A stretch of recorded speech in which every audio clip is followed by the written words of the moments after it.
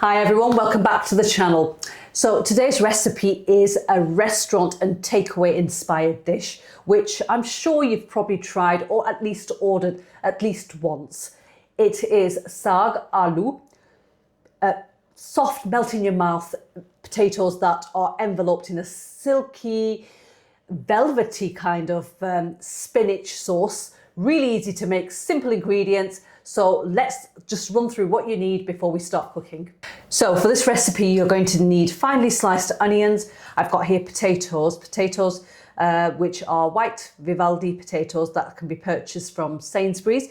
Now you can use any potato you wish. Just remember that some potatoes cook a lot quicker and break down quite quickly, and you don't want those potatoes. I've got here spinach. I'm using fresh baby spinach here. Now, saag is normally a combination of leafy greens, so it could be spinach, mustard leaves, Shamsa. So it could be spinach, mustard leaves, and other things like kale, just a mixed variety. But because restaurants and takeaways actually do use spinach, because you can get this all year round and it's really easy to get hold of. So that's the reason why I'm doing this, showing you this recipe with spinach.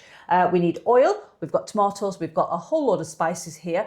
And please don't worry, all the spices will be listed in the description box. There's a lot of you that ask what spices they are and what quantities, but they will be listed in the description box. I've got here some whole spices. We've got cumin seeds, and we have these lovely little dried chillies, which are the round chillies. And this is the brand that I use, the Alamgir brand of dried round chillies. Now, if you can't find this, then any dried chillies will do. So you can put in dried Kashmiri chillies or any other chillies. We've got ginger and garlic, we've got dried fenugreek leaves, and we've got homemade garam masala and fresh coriander to garnish right at the end. So let's start cooking. So I've got my pan on the hob. It's currently on a high gas flame, and I'm just gonna add my oil in and allow that to heat up. And the first thing we're going to add is the dried chilies and the cumin seeds, and just allow them to infuse that oil for approximately 10 to 20 seconds. Look at that, sizzling away. And now I'm going to add the onions in and fry them until they're lightly golden brown. So around 6 to 8 minutes. I love that sizzle. Hot oil, onions frying away. Something magical about that. Right, so when the onions are lightly golden brown, I'm going to add the tomatoes in, the ginger and garlic, and the spices. Give that a mix. I'm also going to add some water, so just to help that cook down. And once the ginger and garlic has completely dissolved, I'm going to add the potatoes in. Right, so the ginger and garlic has melted, and it's had at least 2 to 3 minutes of cooking time. And this is now the time to add the potatoes in. Now, normally in restaurants or takeaways, they parboil the potatoes and then add them into the spinach when you order one, a saag aloo. But because I'm at home and I want the potatoes to really absorb that flavour, I'm cooking how my mum and grandma used to make this. But if you wanted to, you could parboil the potatoes. So I'm just now going to allow this to cook away, and I'm going to lower the heat setting to medium. I'm also going to add some water into this. So I'll just grab my kettle. I'm just going to add some water into this just to help it to cook. Oh, that was hot. Oh, it was hot. Handle? The handle's bloody hot. Oh.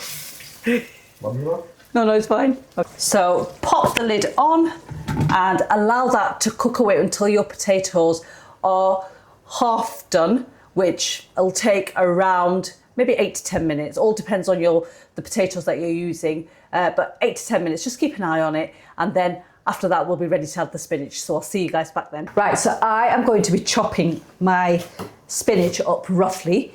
because I feel that if you add it in just as it is, it leaves these little bits end up becoming too stringy.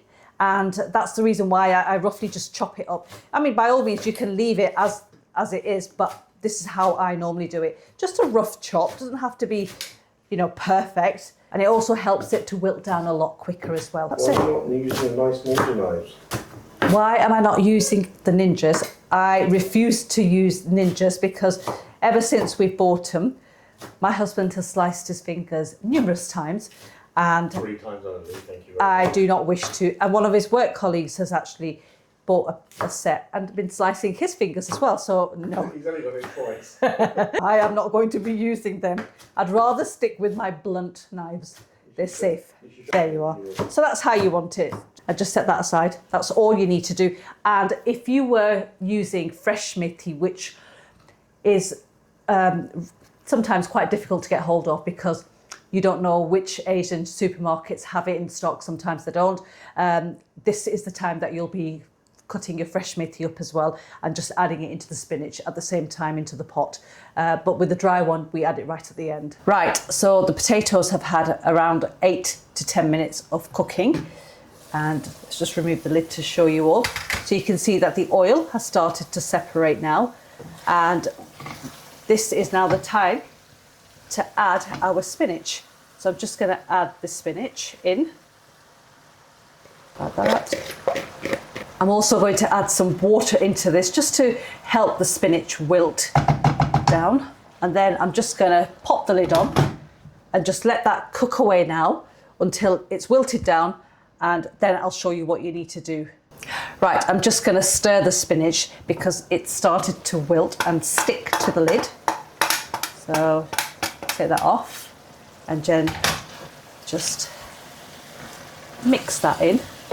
The hob is still on a medium. Lid back on again and just allow that to cook away for another 5 to 6 minutes. Right, okay, so the spinach and the potatoes have been cooking away for around 6 to 8 minutes. And this is how they look. And I'm going in with a spatula because the potatoes are fully cooked. And all I'm going to do now is I'm just gonna cook this for a further 2 to 3 minutes without the lid on, just to allow any moisture in there to dry out, because this is a dry curry. But you can see, oh, I've just broken a potato there, look.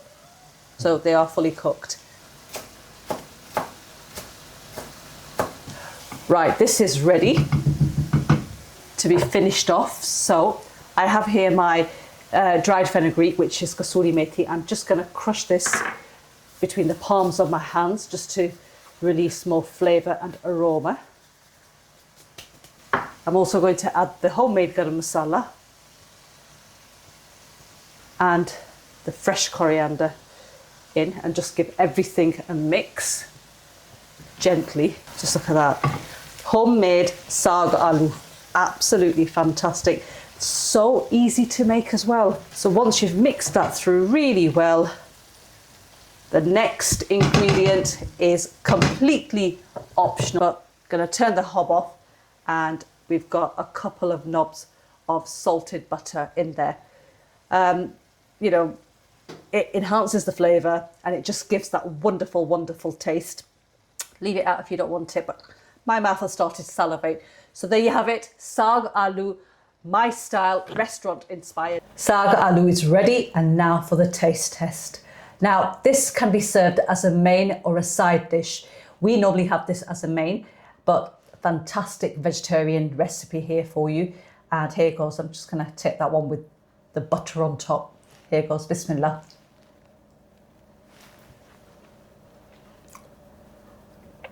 That is delicious. Spices are spot on. That is delicious. That has got a beautiful spice kick. Such an easy recipe. Do try it and make it for your loved ones and share it with your family and friends and let me know how you find it. Thank you for watching.